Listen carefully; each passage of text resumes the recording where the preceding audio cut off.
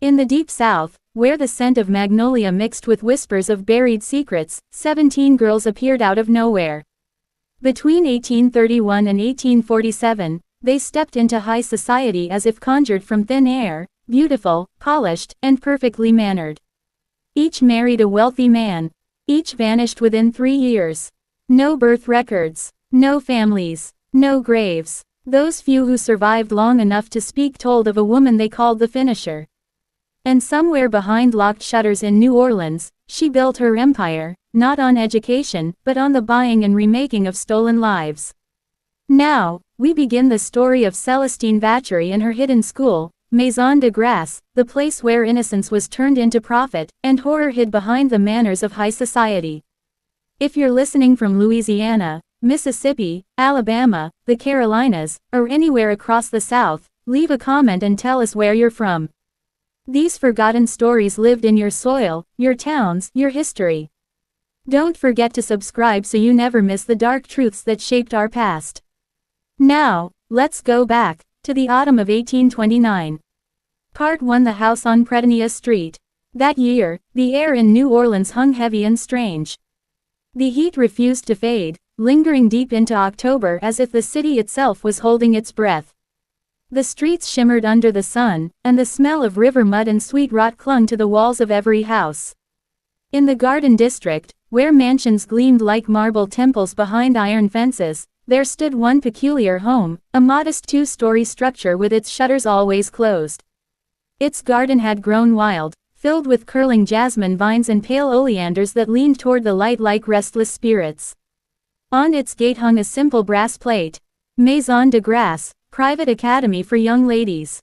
The neighbors said it was a finishing school for orphaned girls. They said the woman who ran it, Madame Celestine Vacherie, was a widow from Charleston. Polite, distant, impeccably dressed. She accepted no visitors, hosted no public gatherings, and her students were never seen outside. The house remained silent except for faint piano notes drifting through the shutters and the occasional soft crying of a child that vanished as quickly as it came. Celestine Vacherie had arrived that September with credentials that looked flawless, letters from wealthy families, records from a finishing school in Savannah closed due to yellow fever, even an inheritance that allowed her to lease the Pretonia Street house. She spoke French with a soft Creole accent that hinted at old Louisiana lineage. Her manners were perfect, her posture rigid, her voice smooth as polished silver. But Celestine was not a teacher. She was something far more dangerous.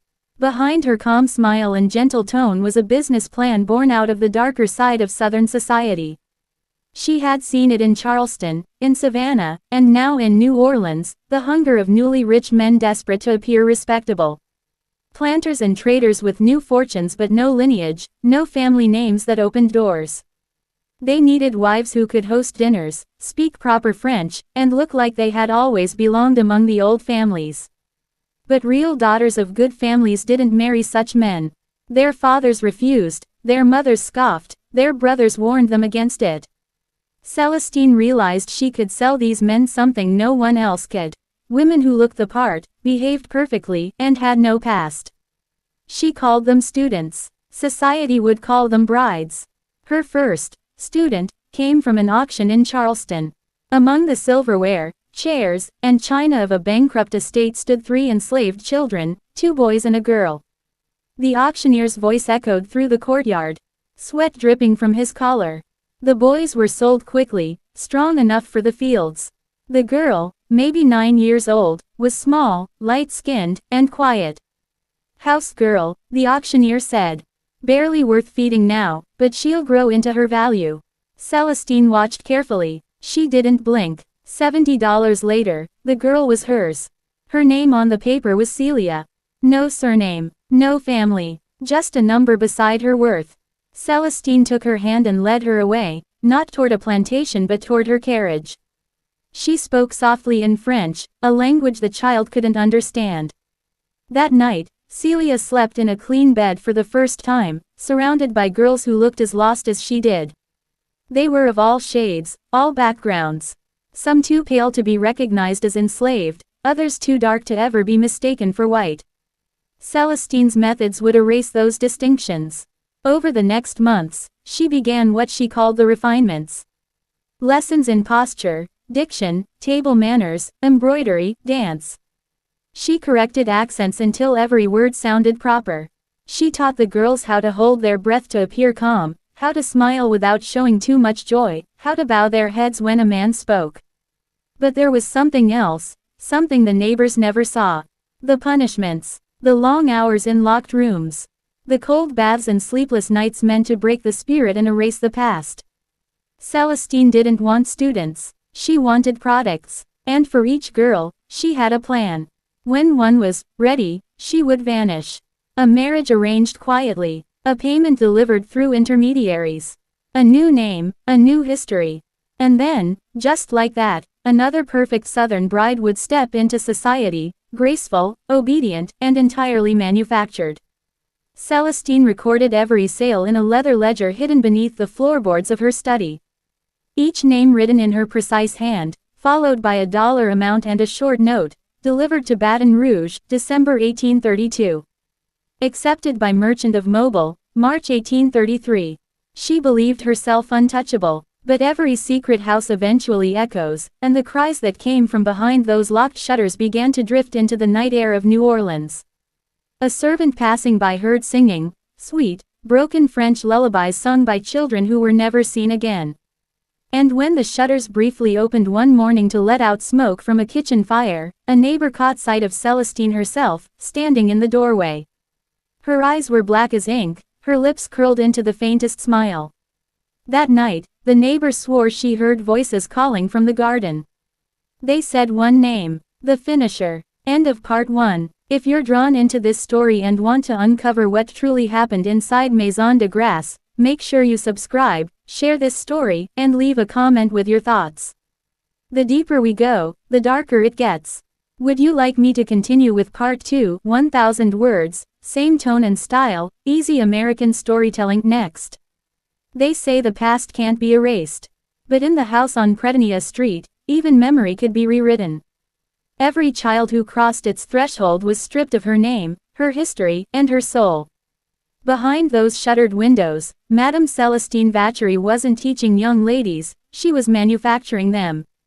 Turning children into wives. Turning lives into property. If you've made it this far into the story, make sure you're subscribed, because what happened inside Maison de Grasse only grows darker from here. Now, let's return to New Orleans, 1829. Part 2. The making of Claire Devereaux. The auction yard in Charleston stank of sweat, dust, and desperation. Beneath a striped canopy, families were split apart with the stroke of a pen. Among the furniture, livestock, and tools listed for sale stood 3 children. 2 boys, sold within minutes. And 1 small girl, quiet and trembling, waiting as the crowd lost interest. She was perhaps 9 years old, too small for heavy labor, too light-skinned for the fields, too young to attract notice. Celestine Vacherie watched from the shade of her parasol. She saw more than a frightened child. She saw raw material. When the auctioneer called for bids, Celestine raised her gloved hand. The price, $70. A whisper of money for what she believed would become something far more valuable. The bill of sale listed the child as Celia. No surname, no family, just a name and a number, recorded in tidy handwriting in someone's account book. That afternoon, Celestine burned Celia's old clothes in a small iron stove in her carriage. The child stared in silence as the rags turned to ash. Celestine handed her a simple white dress, freshly pressed. "You are no longer Celia," she said in smooth, deliberate French. "That child died today. You are Claire Devereaux now." The girl said nothing. She didn't yet understand what was happening, only that she could never go back. As the carriage rolled toward New Orleans, Celestine began the lessons. Not with kindness, but with command. You must not speak unless spoken to. You will lower your eyes before adults, but not like a servant, like a lady. Gentle, modest, controlled. The girl nodded slowly, clutching her hands together. You are from Mobile, Celestine continued. Your parents were respectable people who died of fever. You have no siblings. You remember nothing before coming to my school. Repeat it. The girl's voice was barely a whisper. My parents died of fever. I have no brothers or sisters.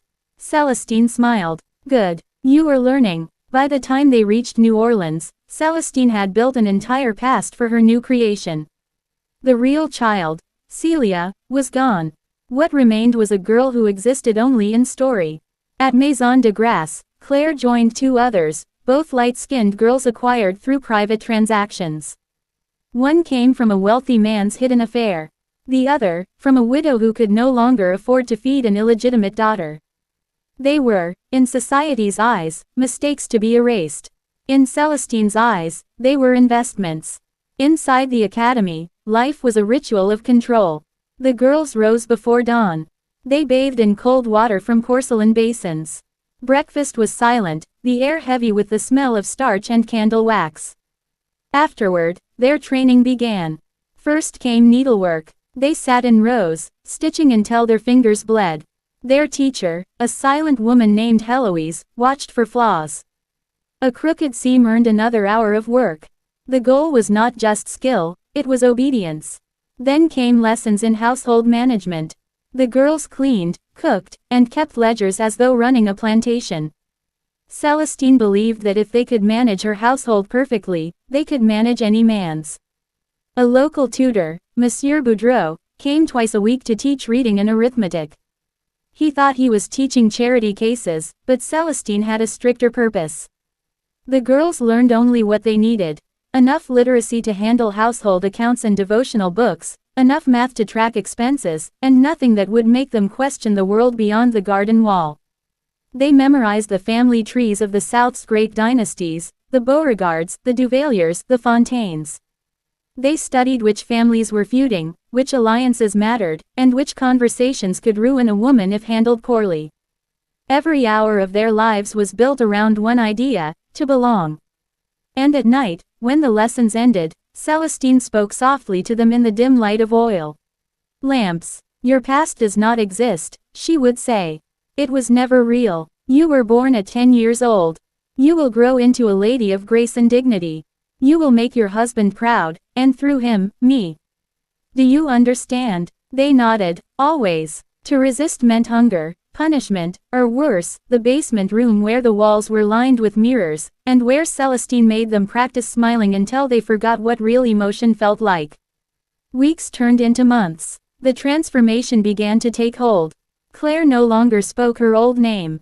When she looked in the mirror, she saw someone unfamiliar, a girl who held her shoulders back, who spoke softly, who smiled on command. Celestine watched with quiet satisfaction. You see, she told her staff, clay, once shaped, forgets it was ever mud. But beneath Claire's calm surface, something remained, a small, frightened pulse of memory. The sound of her mother's voice, the warmth of her brother's hand before they were taken away. Sometimes, when she closed her eyes, she could still hear them calling her name, Celia. When that happened, she whispered it to herself once, just once, before burying it again. The house on Pretania Street grew quieter. The piano fell silent. The garden grew wilder. Neighbors whispered that Madame Vacherie was expanding her academy, taking in more girls from mysterious origins. At night, lights burned long after midnight. Servants heard footsteps pacing in the upper hall, doors opening and closing softly. They said Celestine spoke to someone who wasn't there, a man's voice, low and angry, answering her through the dark. The rumors spread, but no one dared ask questions. One afternoon, a merchant's wife from Baton Rouge arrived unannounced, asking to see the young ladies of the academy. Celestine received her with charm and tea, her voice smooth as honey. When the visitor left, she took a single sealed envelope with her. Inside was a painted miniature of Claire Devereaux and a brief note. Age 14, well educated, from respectable lineage, suitable for marriage. That night, Celestine marked another entry in her hidden ledger. Claire Devereaux, prepared, awaiting offer. End of part 2. If you're captivated by the story of Maison de Grasse, hit subscribe and share this with someone who loves dark American history. In the next part, we'll see what happens when the first of Celestine's creations is sold, and how the illusion of perfection begins to crack. Would you like me to continue with part 3 next? 1000 words, same simple American storytelling and horror tone. What happens when a lie becomes a life? Inside the quiet walls of Maison de Grasse, the girls Celestine Vacherie, created, began to forget who they once were. Their true names faded, their memories blurred into dreams. But every lie leaves a crack, and through those cracks, the truth always finds a way to escape.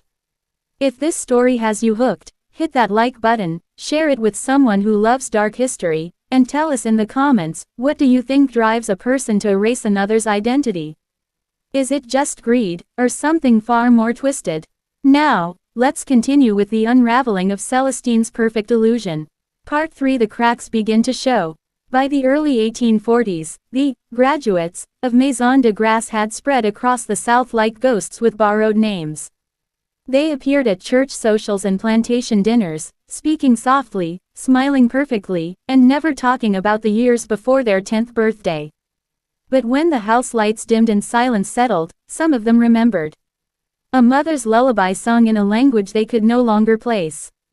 A brother's laugh echoing through a dusty field. The smell of cornbread baking somewhere behind a big house that wasn't theirs. These flashes of memory came like faint candlelight through heavy fog, too dim to trust, too haunting to forget. They had been taught to bury those memories. Celestine's voice still echoed in their minds. Your past does not exist. Your survival depends on obedience. They knew what would happen if they spoke. To question their origins would mark them as liars, or worse, as imposters in the delicate social order of the South. A woman claiming a different past could be declared insane. Or if her true lineage emerged, she could be accused of passing for white, an offense that could mean imprisonment or sail back into bondage. The system offered them no way out. Legally, they didn't exist as who they once were. Their new identities were sealed by forged papers, false baptismal records, and the weight of powerful husbands who would never admit they had purchased wives crafted from lies.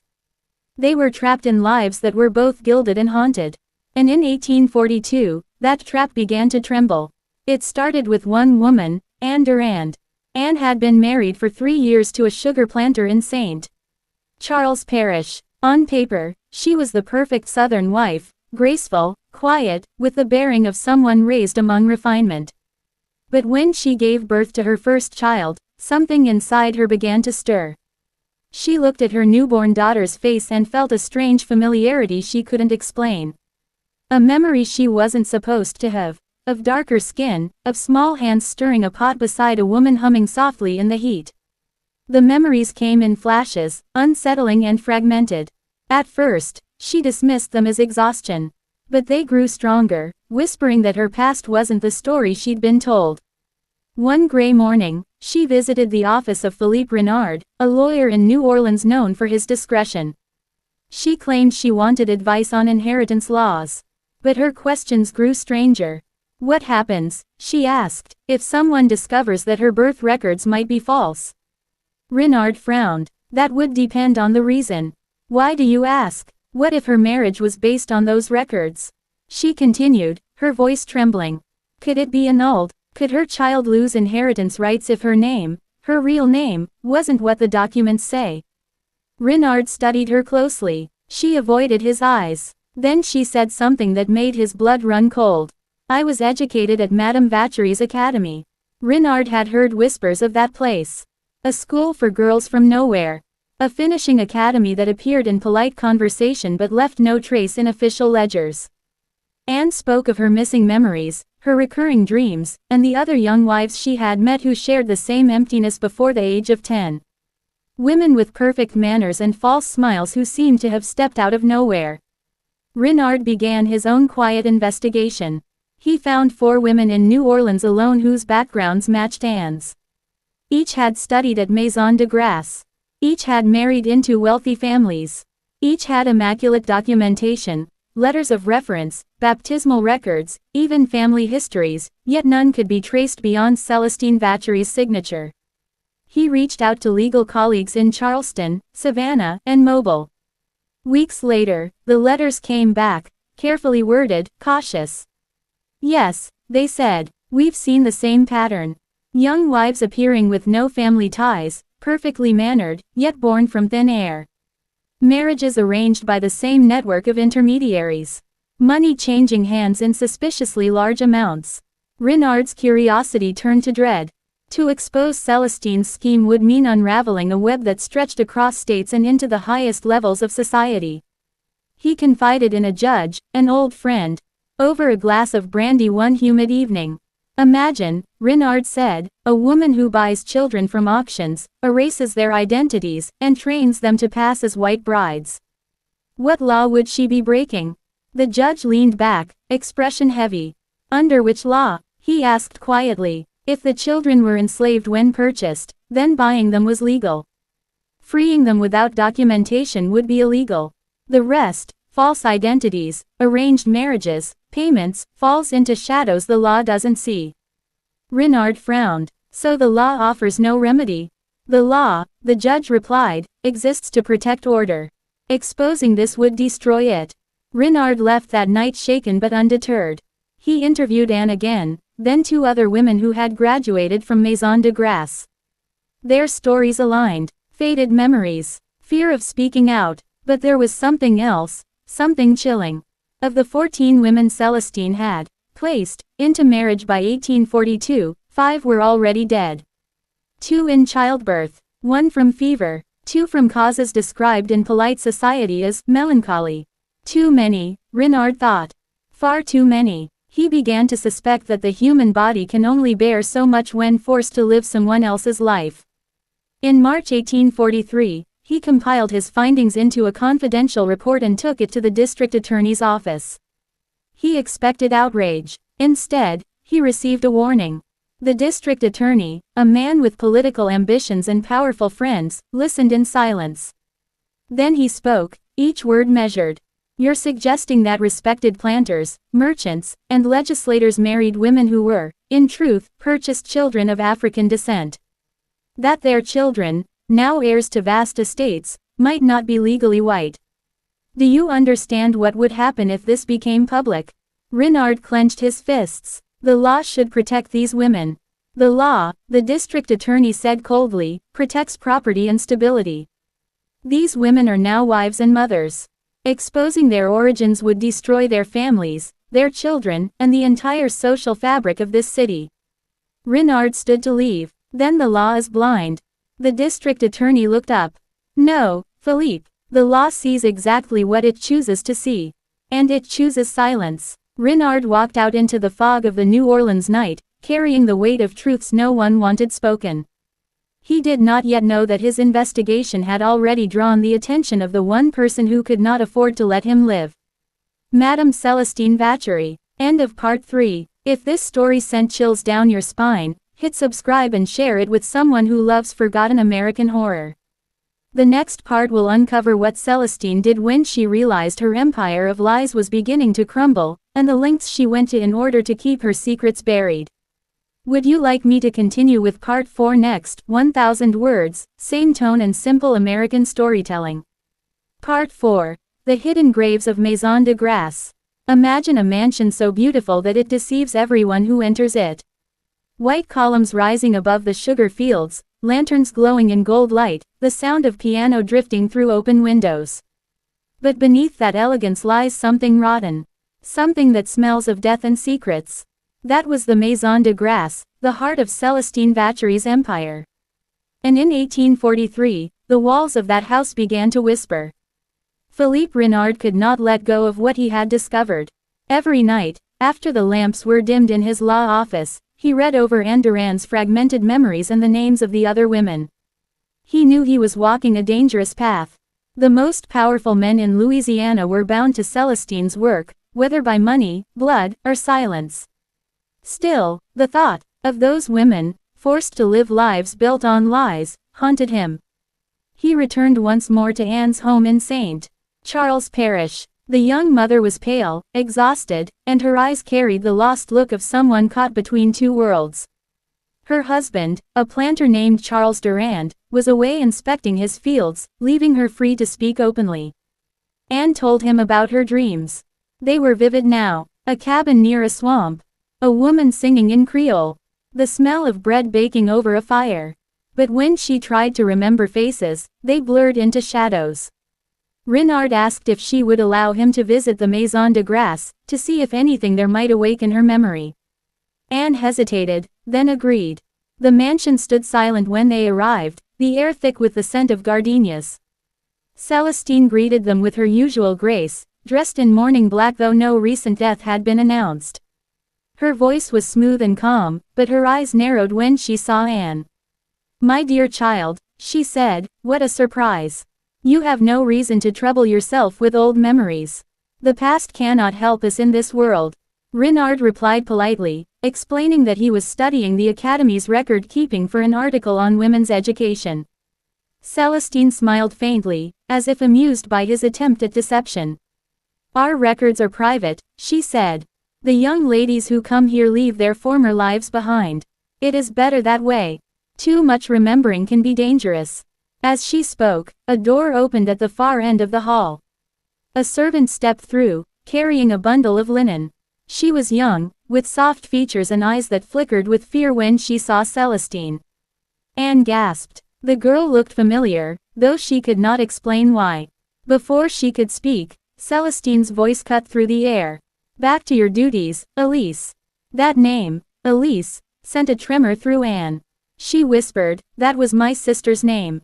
Renard caught the change in her face. "Your sister?" Anne pressed a hand to her mouth, trembling.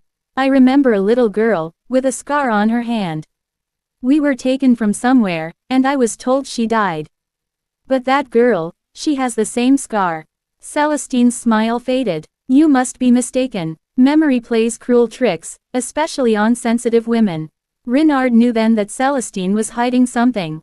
He thanked her for her time, then guided Anne out before their fear betrayed them. That night, he returned alone.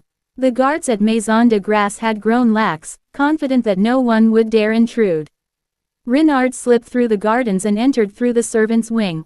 The house felt alive, the floorboards sighing, the curtains moving though no wind blew. He followed the faint sound of weeping. It led him to a small room behind the kitchen. Inside, he found the girl called Elise.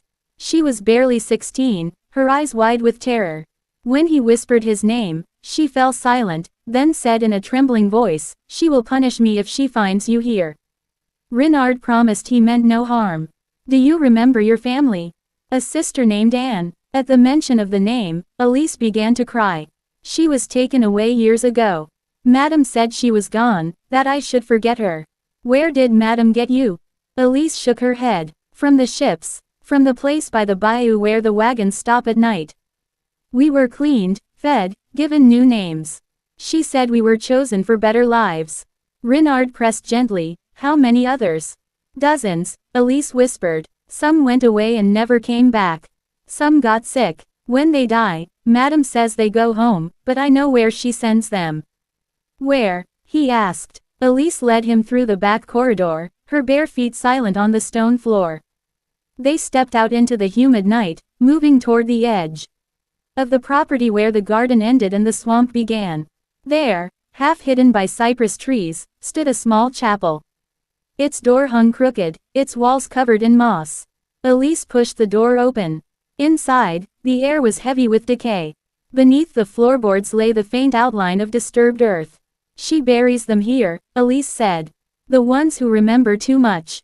Renard felt cold seep into his bones. He counted the mounds, 6 in all. Each unmarked, each the same size. He knew what this meant. These were not graves of servants or strangers. They were the lost women, the ones who had tried to reclaim their pasts. Suddenly, a sound echoed behind them. The creak of the chapel door. Celestine stood in the doorway, her face pale and eyes burning with fury. "You had no right to come here," she said quietly. "Do you think you can expose me, Monsieur Renard? You think the world cares about a few nameless girls?" Renard held his ground. "The world may not care. But I do." Celestine stepped forward, her voice rising. "These girls were nothing when I found them. I gave them names, futures, husbands who would protect them. Without me, they would have lived and died in chains. I freed them, even if the law refuses to call it freedom." "You enslaved them in a different way," Renard said. "You took their souls." Celestine's lips curled. "You speak like a priest, not a lawyer. You think truth matters. In this world, truth is whatever the powerful can afford. Elise clung to Renard's arm. Please, she whispered. She will kill us. Celestine smiled coldly. Not tonight. You will both leave, and you will forget what you saw. If you don't, you'll join the others. Renard knew she meant it. He led Elise away, never turning his back on her until they were safely beyond the gates. The next morning, he sent a letter to the governor, detailing everything he had found, the false identities, the graves, the corruption. But before it could be delivered, his office burned to the ground. His clerk was found dead in the ashes. No trace of Renard was discovered. Anne Durand never heard from him again. Weeks later, she returned to the Maison de Grasse to search for her sister. The house stood empty. Celestine Vacherie had vanished. But the swamp remembered. Locals whispered of lights moving near the old chapel at night, of voices calling from beneath the ground, of a woman's laughter echoing across the bayou. The horror had only just begun. To be continued in Part 5. Part 5. The Return of the Unquiet. Imagine the bayou at night. The air thick with mist.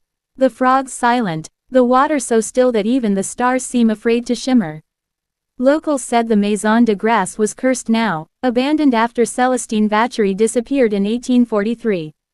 But those who lived nearby swore that the house still breathed. Lanterns flickered in its upper windows long after midnight. Sometimes, they said, you could hear a woman crying softly, as if from beneath the floor. By the summer of 1844, people had started calling it La Maison des Ombres, the House of Shadows. The plantation was purchased by a businessman from New Orleans named Émile Rousseau. He claimed not to believe in ghosts. Superstition, he said, stories told by field hands to scare their children. But when he brought his young wife, Juliette, to live there, the whispers began again. Juliette Rousseau was 20 years old, gentle, and curious by nature. From the moment she stepped inside the house, she felt the air grow heavy, as though she had entered a place that resented the living. The grand hall still smelled faintly of lavender and smoke. The mirrors had been covered with cloth, and when she pulled one free, she thought she saw movement behind her reflection. But when she turned, the hallway was empty. Her husband dismissed her fears. It's only old wood settling, he said. You mustn't listen to servant gossip. But Juliette began to dream. In her sleep, she saw a woman in black standing at the foot of her bed, her eyes pale as glass. She saw a chapel overgrown with vines and heard faint singing in a language she did not understand. And always, she saw a little girl reaching out to her, whispering a name that made no sense, Anne. One morning, Juliette found an old music box in the attic. Its silver casing was tarnished, but when she turned the crank, it played a haunting lullaby. Inside the lid was a faint engraving, Poor Elise. That night, the dreams became clearer. She saw two sisters running through tall grass, chased by shadowy figures. She saw a woman's hand reaching for hers, only to be dragged away by unseen forces. When she woke, her pillow was damp with tears she didn't remember crying. Juliette decided to learn more about the house. She visited the parish records office in New Orleans, where the clerks told her the previous owner, Madame Celestine Vacherie, had vanished without a trace. No body was ever found, one clerk said. Her estate was seized for unpaid debts. Strange business, that house. Strange people. Among the documents, Juliette found an old letter, half burned at the edges. The signature read Philippe Renard. The ink had faded, but she could still make out words like graves, children, false names, and chapel. When she showed it to her husband, he frowned. A hoax. Someone trying to blackmail the Vacherie family, perhaps. But his eyes lingered on the letter too long, and Juliette sensed fear beneath his calm tone. That night, the household woke to the sound of wailing from the garden. The servants swore it came from the swamp, though no one dared to look. In the morning, they found the earth behind the chapel disturbed, as if something had clawed its way up from beneath. Émile ordered the area sealed off, but Juliette could not resist. While he was away in town, she walked to the chapel alone. The door creaked open at her touch. The air inside was cold and damp. Dust swirled in thin beams of sunlight. In the corner stood a mound of dirt, freshly disturbed. When she knelt beside it, She saw the edge of a wooden box poking through. Inside was a small, decayed doll dressed in lace. Around its neck hung a rusted locket. Inside the locket was a miniature portrait of two girls. One of them was Elise. The other looked like Juliet herself. The realization made her heart race. She stumbled back, clutching the locket. As she turned to leave, a whisper filled the room. "You remember now." Juliet spun around, but no one was there. Only the faint smell of lavender. That night, she confronted her husband. "Who lived here before us? Who were the girls?" Emile tried to calm her. "You've been reading too many stories. Forget it." But Juliet saw something shift in his face. "You know something," she said. He sighed heavily. "My father invested in Madame Vacherie's enterprises. He introduced her girls to wealthy men. It was business, nothing more." "Business," Juliet whispered. "They were children." "Don't be dramatic," he snapped. "Those girls were given good lives. Better than what they came from. And if you value our reputation, you'll stop asking questions." Juliet left him in silence, disgust and fear twisting in her chest. That night, the house came alive. Doors slammed in the halls. Windows burst open though no wind blew. The music box began to play on its own. Juliet ran to the nursery and found the cradle rocking though no one was near it. She grabbed the music box and shouted, "What do you want?" A voice whispered, faint but clear, "Remember." The mirrors in the hall began to shimmer, and through them, Juliet saw scenes from the past. The girls lined up in white dresses, Celestine inspecting them, branding them not with iron but with false names. She saw Elise weeping over a small grave. She saw Renard writing by candlelight before flames consumed his papers. And she saw Celestine herself standing in the chapel, her face lit by moonlight, whispering to something beneath the earth. Juliet screamed and the visions vanished. The next morning, she begged her husband to leave the house. "It's cursed," she said. "There are graves under the chapel. There are spirits that cannot rest." Emile laughed bitterly. "Then perhaps they'll keep us company." That evening, a storm rolled in from the Gulf. The wind howled through the cane fields. Lightning flashed across the sky, illuminating the house like a ghost ship adrift on dark water. Emile went to secure the shutters, but when he reached the window, he froze. In the garden stood a woman in black, soaked by rain, her face pale and eyes gleaming. "Who's there?" he shouted. The woman smiled faintly. "You bought what was mine," she said. "Now you'll pay the price." Before he could reply, the lightning struck the old chapel. Flames shot into the air. The ground beneath it cracked open as if something beneath had awakened. The servants fled screaming. Juliet ran into the rain, searching for her husband, but found only his hat floating in the water. By morning, the storm was over. The chapel was gone. Only a black pit remained, steaming as though from some inner fire. Juliet never saw her husband again. She left the Maison de Grasse that very day, walking barefoot down the muddy road toward New Orleans. When she reached the city, her hair had turned white. She was found wandering near the river, clutching a rusted locket and muttering the same words over and over, she remembers now. And from that day on, no one dared to enter the Maison de Grasse again. But on quiet nights, when the mist rises from the bayou, some say they still hear the music box playing its ghostly lullaby. To be continued in Part 6. Part 6. The Unearthed Truth. Picture the ruins of Maison de Grasse in the pale light of dawn. Smoke still rises from the charred remains of the chapel. The air smells of wet ash and something far older, something that does not belong to the world of the living. The once beautiful gardens are reduced to tangled vines and blackened earth. Only the stone pillars remain, standing like mourners over a forgotten graveyard. Weeks after the fire, a team of workers arrived from New Orleans to survey the damage. Among them was a young journalist named Thomas Gray. He had heard whispers in the city taverns about strange happenings near the old finishing school. They said a storm had opened the ground and swallowed a man whole. They said a woman had walked out of the bayou with white hair and a haunted stare. Gray had come to see for himself. At first, nothing seemed unusual. The main house was empty, stripped by looters. The upper floors had collapsed in places, and the smell of mold hung heavy in the air. But when Gray entered what remained of the chapel, his boot struck something hard. He knelt, brushed away the ash, and saw the corner of a wooden box buried just beneath the surface. He called for the workers to help him dig it out. When they opened it, the men fell silent. Inside were small bones wrapped in linen, dozens of them, arranged neatly like specimens in a museum. Some bore tiny bracelets engraved with names: Claire, Elise, Marguerite, Celia. Gray's stomach turned. These were not graves. They were trophies. That night, Gray wrote everything down by lamplight in his journal. He planned to publish the story, but something about the house unnerved him. He could hear faint footsteps in the corridor above, even though the second floor had collapsed. He heard whispers behind him when he wrote too long. Once, when he looked up from his desk, he saw a woman in black standing at the window. But when he blinked, she was gone. The next morning, he went into town to speak with the parish authorities. The local sheriff listened with growing unease as Gray described what he had found. "Best you leave that place alone," the sheriff said finally. "That property is cursed. Been cursed since before the war." "Those girls were murdered," Gray said. "Someone must answer for that." "Who?" the sheriff replied. "The woman's been dead 20 years.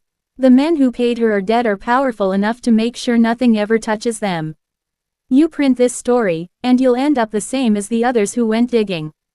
"What others?" Gray asked. The sheriff's face tightened. "A lawyer named Renard, a judge from Baton Rouge. Both disappeared after poking around those records." "You think that house only buried children?" Gray left the office shaken but determined. He spent the next week in the archives of St. Charles Parish, tracing names and dates. Each discovery led deeper into a maze of deception. He found marriage certificates bearing forged signatures, death records that vanished from the registry, and letters sealed under court order. The name Celestine Vacherie appeared again and again, connected to some of the most powerful families in Louisiana.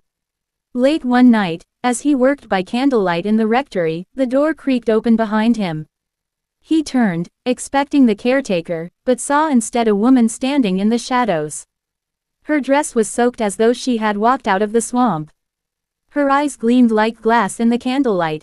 "You should not disturb them," she said softly. Gray's voice caught in his throat. "Who are you?" "They remember," she whispered. "They will not sleep again until the truth is spoken." He blinked, and she was gone. The following day, Gray returned to the ruins of Maison de Grasse. He carried with him a priest, Father Lucien Moreau, who had agreed reluctantly to bless the grounds. Together they entered the chapel, the air thick and silent. The priest began his prayers in Latin, his voice trembling. But as he reached the words for deliverance, the ground shuddered. From the blackened pit beneath the altar came a sound like a sigh. The candlelight flickered wildly. Gray dropped his notebook and stepped back. Father Moreau stumbled, clutching his cross. Then they both saw it, figures in the smoke, faint outlines of girls in white dresses, faces blurred, eyes hollow. They moved without sound, circling the ruined altar as though repeating lessons long forgotten. "Leave this place," Father Moreau cried. "Let the dead rest." But the figures only turned their heads toward Gray. One reached out her hand, her lips forming words he could barely hear. "Tell them what we were." The vision vanished as suddenly as it had come. Gray fell to his knees, shaking. The priest pulled him outside into the sunlight. "They are bound here," Father Moreau said, his voice trembling. "By sin, by lies, by the weight of what was done. You cannot free them with ink and paper." "Then I will free them with truth," Gray replied. He returned to New Orleans and began writing his article. He described everything: the false marriages, the stolen children, the graves beneath the chapel. He wrote about Renard's investigation and the letters that had been buried in court archives. When the article was published in the Crescent Ledger in the spring of 1845, it caused a sensation. Readers across the South whispered about the horrors of the Maison de Grasse. Some called it fabrication, others called it blasphemy. Wealthy families hired lawyers to deny any connection. But in the quarters of New Orleans, among freedmen and servants, a different story spread. They said the spirits of those girls had been named at last, and naming gave them power.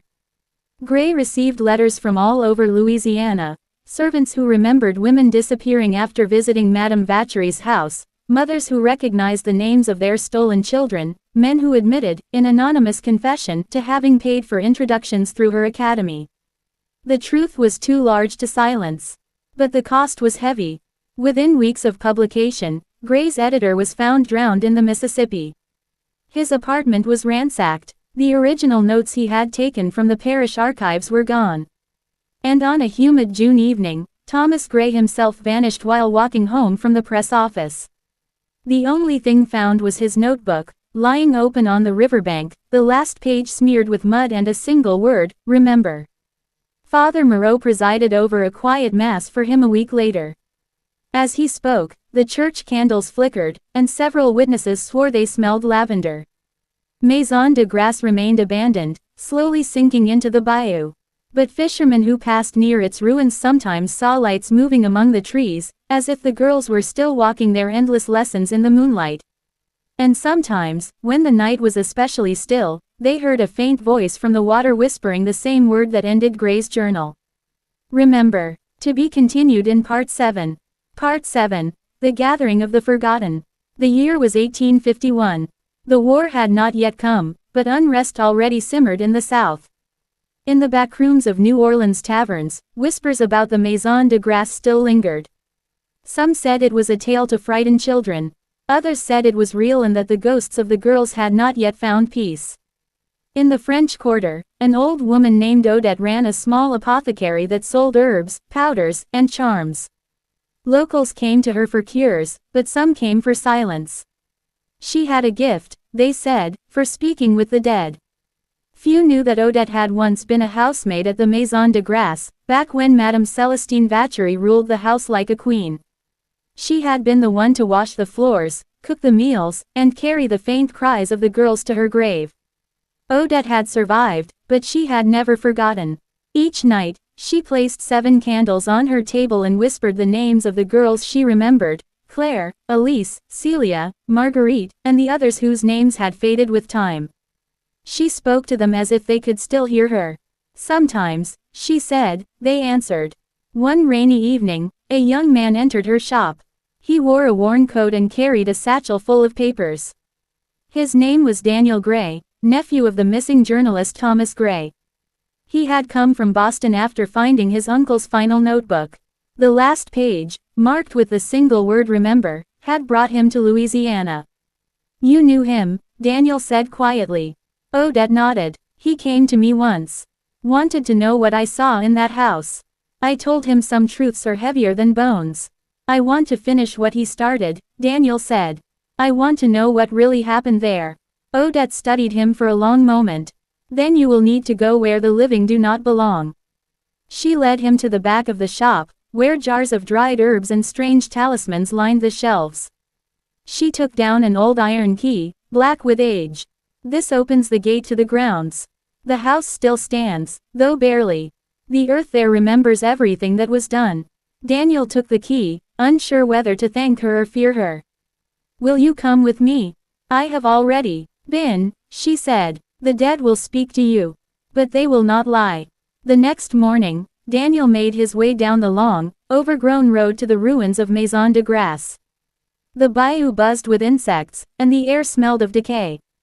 The gate hung crooked on its hinges, creaking as he pushed it open. Beyond it, the remains of the main house leaned against the sky like a dying giant. Inside, the silence was almost alive. The wooden floors groaned under his boots. Faded portraits watched from the walls, their painted eyes clouded with dust. He found the burned chapel first. The ground was still marked by the fire from years before. The pit had filled with stagnant rainwater, and frogs croaked from its edges. He set down his satchel and began to read his uncle's notes aloud.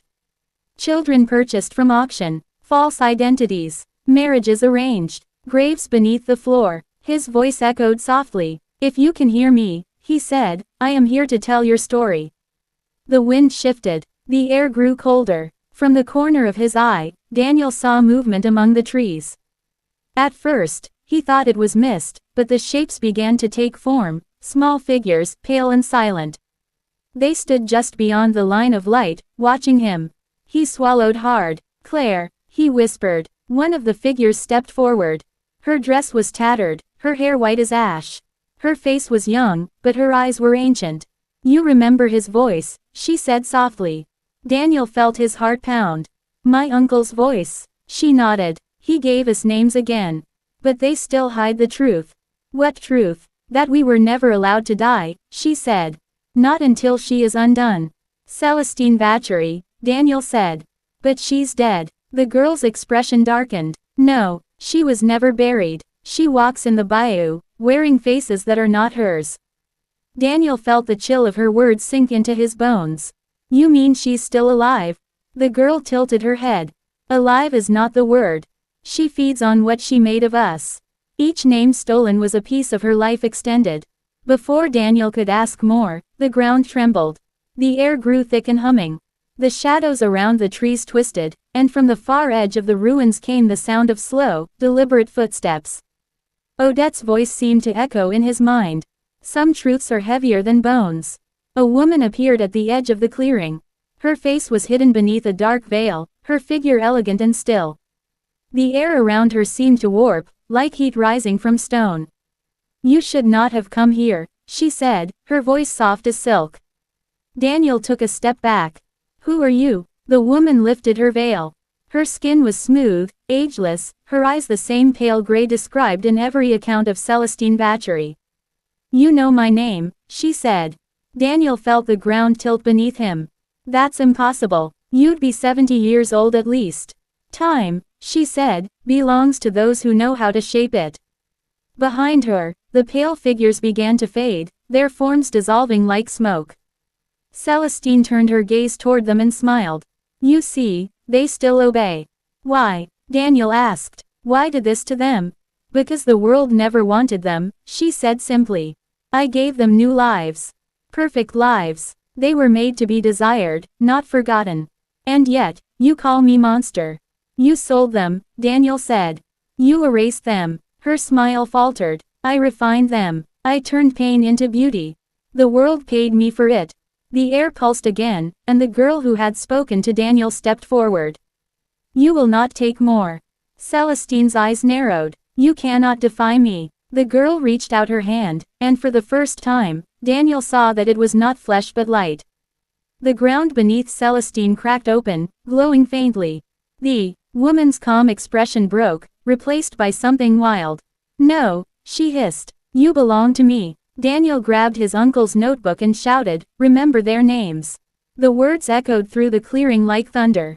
One by one, the girls began to speak. Claire, Elise, Celia, Marguerite.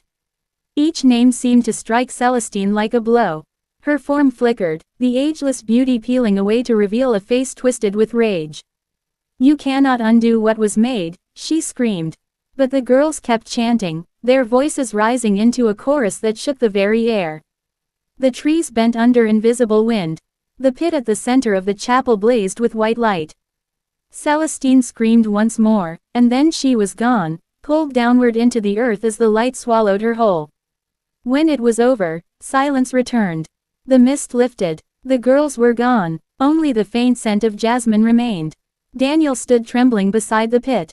His uncle's notebook lay open at his feet, the ink smeared by tears he hadn't noticed shedding. On the final page, new words had appeared, written in a delicate hand. We are free. Remember us. He closed the book and looked toward the bayou, where dawn was breaking through the trees. For the first time, the ruins of the Maison de Grasse seemed at peace. But deep in the shadows, something still moved. Something that had not yet finished its work. To be continued in Part 8. Part 8. The Whispering Portraits. When Daniel returned to New Orleans, the city no longer felt alive. Every streetlight flickered as if it feared the dark, and the air carried a strange heaviness, as though the ghosts of the bayou had followed him back. He kept his uncle's notebook close, hidden beneath his coat. Since leaving the Maison de Grasse, the pages had begun to change. New words appeared in the margins every night, written in elegant, unfamiliar handwriting. Sometimes they were just single words, names, dates, fragments of songs. Other times they were sentences, filled with grief and warning. She is not gone. That message appeared the night after he left the ruins. It was written in fresh ink, though his pen had never touched the paper. Daniel told himself it was impossible. But deep inside, he knew what he had seen at the plantation had not been a dream. He rented a small room above a tavern near Royal Street, where the nights were loud enough to cover the sound of his nightmares. He spent his days researching the history of Madame Celestine Vacherie, combing through parish records, death registries, and old newspapers.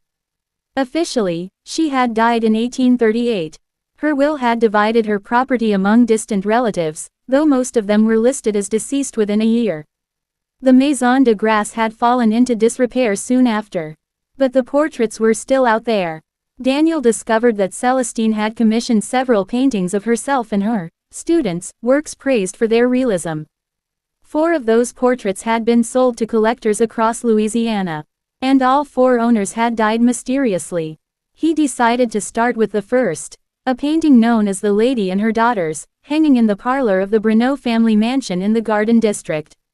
When Daniel arrived, he was met by the lady of the house, Mrs. Eleanor Bruneau, a pale, fragile woman whose eyes carried the haunted look of someone who slept little. She invited him into the parlor, her hands trembling slightly. "You wish to see the painting," she said. "Most people can't bear to stay in the room with it for long." The portrait dominated the far wall. It showed Celestine seated in a high-backed chair, her hands resting on the shoulders of 3 young girls dressed in white. Their faces were angelic, serene. Yet their eyes seemed too aware, too alive. In the dim light, the expressions appeared to change. "They were her students," Daniel said softly. Mrs. Bruneau nodded. "That's what they say. I inherited this from my husband's uncle. He always said the eyes followed him. But I swear, sometimes I hear whispers in this room, even when I'm alone." Daniel approached the painting. The closer he looked, the more detail emerged. The strokes were impossibly delicate, as if each strand of hair had been painted with a single breath. Beneath the surface of the paint, faint lines shimmered, almost like veins. He leaned closer and saw that the signature was not just Celestine's name but something written in Latin. "Vita per imaginum," life through the image, Daniel whispered. That night, he stayed in the house as a guest, with Mrs. Bruneau's permission to study the painting. The rain began after midnight, and the wind moaned through the shutters. Daniel sat by candlelight, sketching the Latin inscription. His eyes grew heavy, and he drifted into a half-sleep. He awoke to a faint sound, a child's laugh, soft and musical. The room was darker now, though the candle still burned low. He looked toward the painting. The figures were no longer still. One of the girls' heads had turned ever so slightly. Her painted lips curved into a sorrowful smile. Daniel froze. He wanted to believe it was the flicker of the flame, a trick of the light. But then he heard a whisper, close to his ear. "You freed us too soon." He spun around, but no one was there. When he turned back, the painting looked as it had before. Only now, there was a faint smudge of wet paint on the floor beneath it, a single drop of red. He stumbled back, his heart pounding. The air in the room had turned thick and cold. He heard the laughter again, this time from the corner where the shadows gathered. A figure stepped out, a young girl in a white dress, her skin pale as wax. Her eyes shimmered like glass. "Claire," he whispered. She shook her head. "No, she is still with us. The others cannot rest." Daniel tried to speak, but his voice failed. "She bound herself to her image," the girl said. "Each painting holds a piece of her soul. You burned her body, but not her reflection. Until the portraits are destroyed, she will return." The candle flickered wildly, and the girl began to fade. "Find the others before she does. She gathers strength through memory." Then she was gone. Daniel ran from the room, nearly colliding with Mrs. Bruneau in the hall. Her eyes were wide, terrified. "Did you hear it?" she whispered. "The voices." He nodded, clutching the notebook. "You need to leave this house." By morning, the portrait had vanished from the wall. The frame hung empty. There was no sign of it anywhere in the house, though the servants swore they saw someone in black leave just before dawn. Daniel knew who it was. Celestine had returned for her likeness. He left New Orleans that same day, taking the train west toward Baton Rouge, where the second painting was said to hang in a collector's private gallery.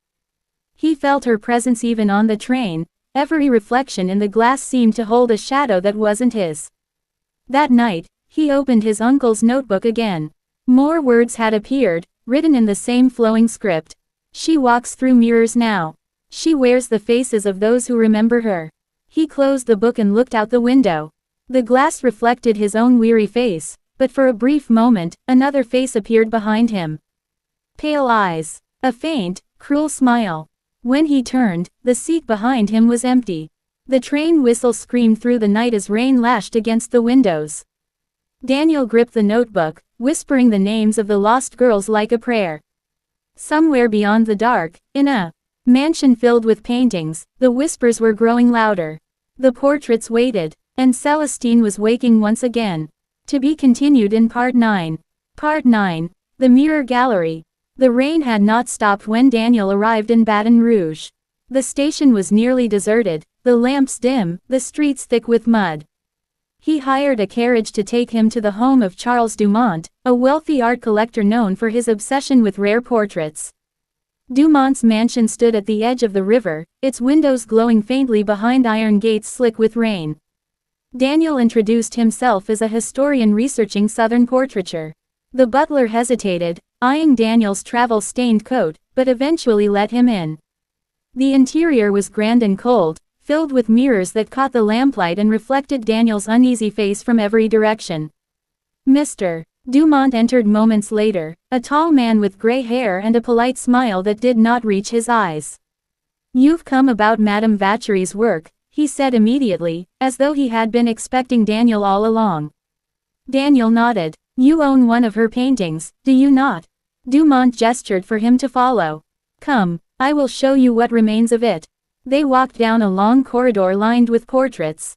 The eyes of painted men and women seemed to follow Daniel as he passed. The air smelled faintly of old varnish and smoke. Finally, they stopped before a heavy door of black oak. Dumont took a key from his pocket and turned it in the lock. Inside was a narrow gallery lit by gas lamps. At the far end hung a painting larger than any Daniel had seen. It depicted a young woman standing before a mirror. Her expression was unreadable, part sorrow, part defiance. Behind her reflection stood Celestine Vacherie herself, one hand resting gently on the girl's shoulder. The paint shimmered as if still wet. "I bought it 10 years ago," Dumont said quietly. "It was found in a warehouse in New Orleans, wrapped in oilcloth. The man who sold it to me said it had been taken from the Maison de Grasse before the fire. I thought it beautiful at first. But then, strange things began to happen." Daniel listened as Dumont described the events. Servants quitting without notice. Objects moving on their own. A woman's voice whispering at night.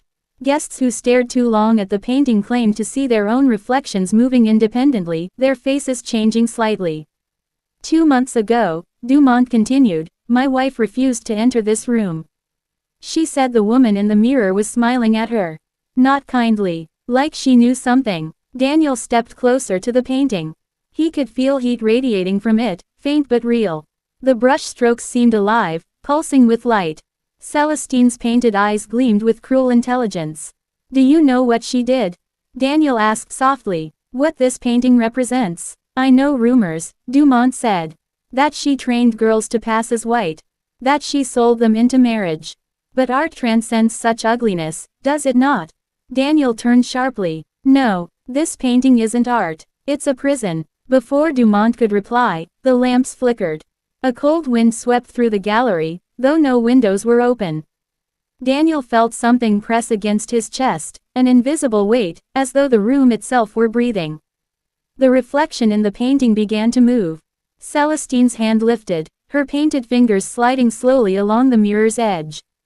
Her lips parted, and Daniel heard her voice, not from the canvas but inside his mind. You should not have followed me, Daniel. He stumbled back, clutching his uncle's notebook. You're dead, he whispered. Her smile deepened. Death is merely a doorway for those who know how to paint it. Dumont shouted. What is this? Stop it. But his voice was drowned by a deep rumble as the mirrors along the walls began to vibrate. Cracks spread across their surfaces like spiderwebs. In each reflection, Celestine's face appeared, multiplying endlessly.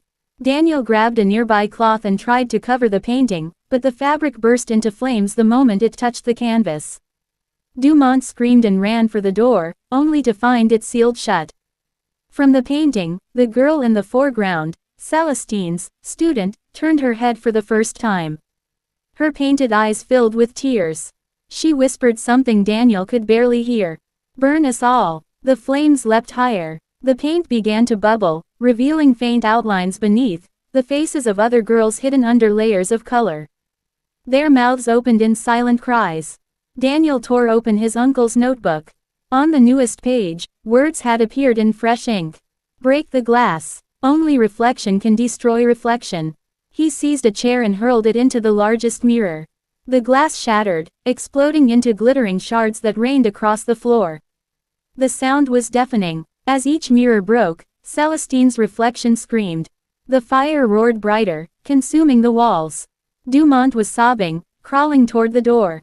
Daniel grabbed his arm and dragged him into the corridor just as the gallery erupted. The explosion of heat and light sent them sprawling. When Daniel looked back, the entire room was engulfed. For a moment, through the smoke, he saw the painting collapse inward, folding upon itself like a mouth closing shut. Then it was gone. The fire department arrived an hour later. They found the gallery reduced to ashes. No trace of the painting remained. Dumont, pale and trembling, could only whisper one thing over and over. "She looked at me through the flames." Daniel left Baton Rouge the next morning. He was exhausted, but he knew the battle was not over. There were still 2 more paintings unaccounted for. Each one held a fragment of Celestine's soul. On the train, he opened the notebook again. A new name had appeared: Harriet Beaumont, Natchez, Mississippi. Beneath it, 2 chilling words: "Last mirror." The conductor passed by, announcing the next stop. Daniel stared out the window. The countryside rolled past in gray mist, the river glimmering faintly under the overcast sky. He saw his reflection in the glass again, and this time, it smiled before he did.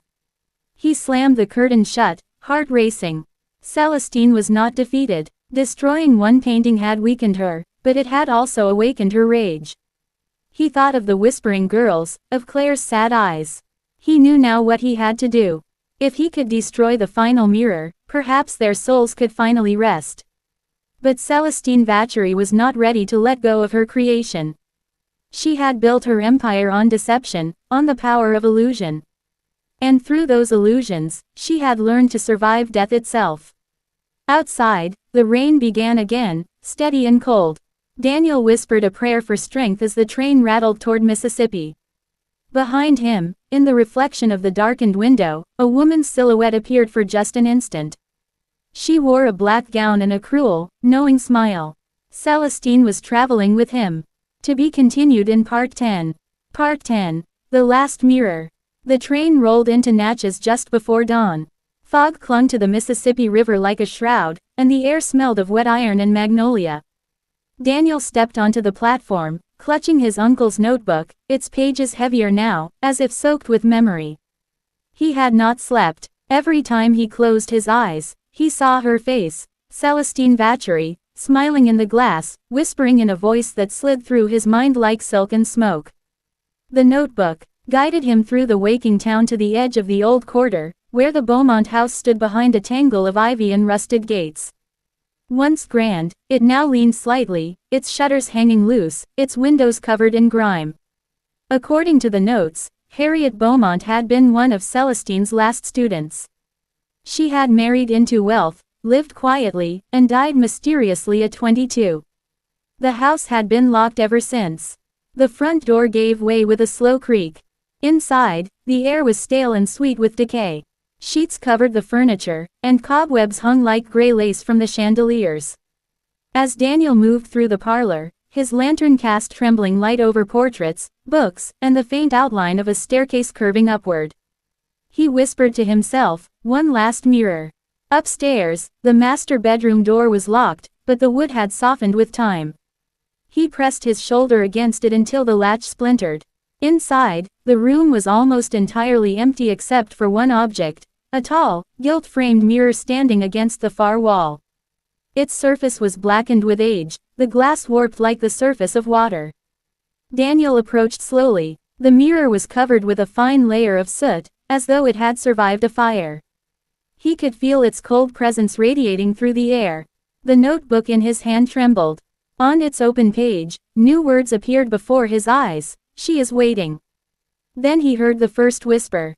Daniel. He froze. The voice was female, familiar, and close, yet it came from everywhere at once. He turned, but the room was empty. Daniel, it said again, softer now, almost pleading. You have come so far.